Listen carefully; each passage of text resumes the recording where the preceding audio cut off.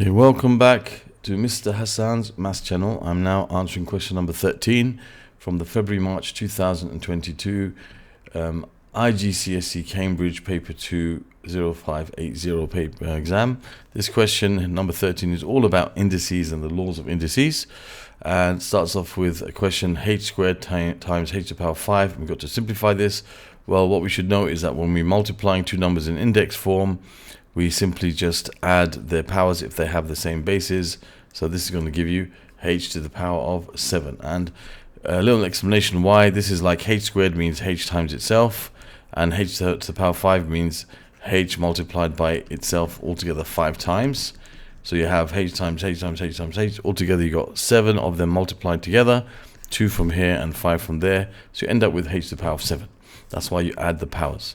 And then part B, you have a fraction here which you want to simplify. Now you have this fraction raised to the power negative raised to a negative power. So the negative part means write this fraction as its reciprocal. So you're going to become, this will become x over 7, and then this becomes a positive power. Okay, the negative power basically refers to the reciprocal of what's inside here. Okay, so this is 7 to the power 7 over x all to the power negative 3 becomes x over 7 to the power of positive 3.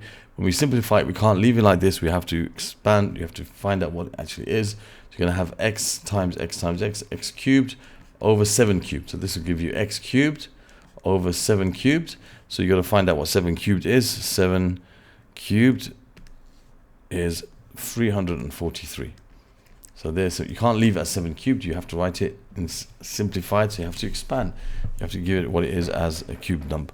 And then part C, which is the final part of this question, it says a cubed divided by a to the power of p equals a to the power of 2. Find the value of p. So this is like similar to the law that we had of multiplication for indices. Here we have the law of division where we subtract the power. So this will tell, this means that it's a to the power of 8 minus p. That's what's going to give you a squared. If you subtract the powers here, because they're all the same base, just subtract these two powers, you're going to get a 2. So I know that 8 minus p must equal 2. So 8 minus 2 must equal p. So p is equal to 6. Okay, so we have now all the answers for this question, just using some of the basic laws of indices. Okay, the multiplication, division, and the law here to do with reciprocals, negative powers. Okay, so that's a little bit of a revision of that for you guys.